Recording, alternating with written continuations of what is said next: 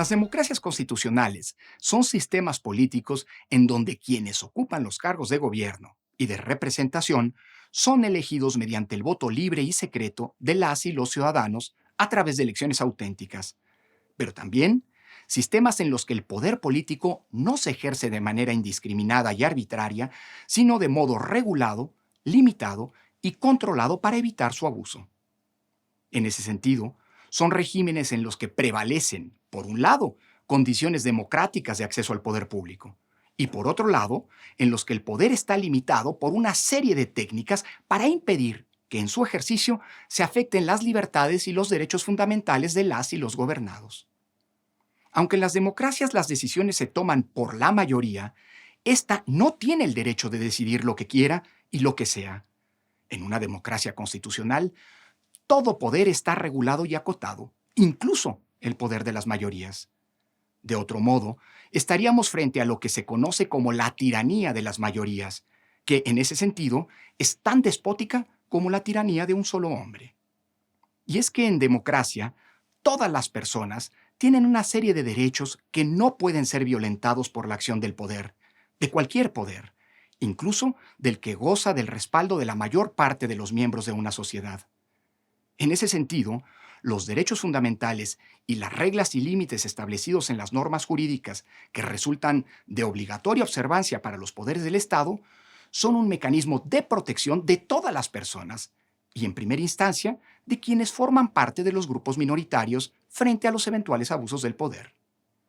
Por esa razón, decir "no me vengan con que la ley es la ley" es la expresión de una grave visión autoritaria que supone que el haber sido electo por el voto de las mayorías le da derecho a los gobernantes de hacer lo que se quiera.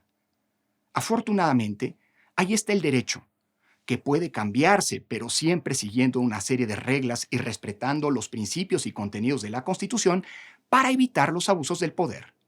Esa es la conquista civilizatoria más importante de la modernidad para impedir que el poder actúe de manera arbitraria y atrabiliaria.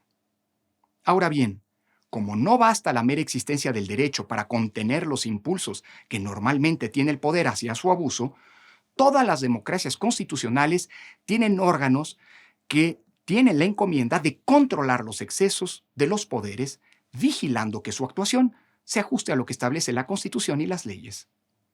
Esa función la cumplen los tribunales, pero también los órganos constitucionales autónomos. De hecho, todos los órganos autónomos tienen a su cargo funciones que, en el pasado, sin excepción, estaban encomendadas al gobierno. Parte del proceso de democratización del país pasó precisamente por quitarle al otrora gobierno autoritario que se forjó durante el siglo XX mexicano una serie de atribuciones que debían ejercerse de manera técnica y no política para otorgárselas a una serie de órganos del Estado que fueran autónomos del gobierno.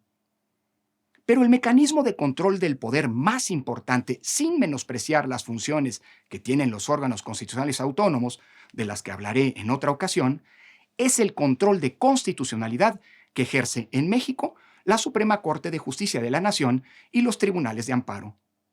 La Suprema Corte, en efecto, desde 1994, tiene la facultad de determinar si las leyes o las decisiones del gobierno son contrarias a la Constitución y, por lo tanto, deben ser anuladas jurídicamente a través de las acciones de inconstitucionalidad, o bien resolver si los actos de los poderes invaden las competencias de otros órganos del Estado y anular, en su caso, dichos actos a través de las controversias constitucionales.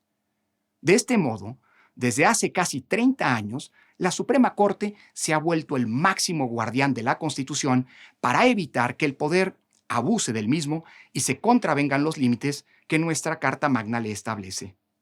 Por eso, por supuesto, no le gusta al poder cualquier tipo de control.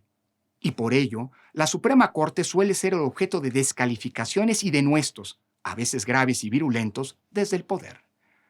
Hay que decirlo sin medias tintas.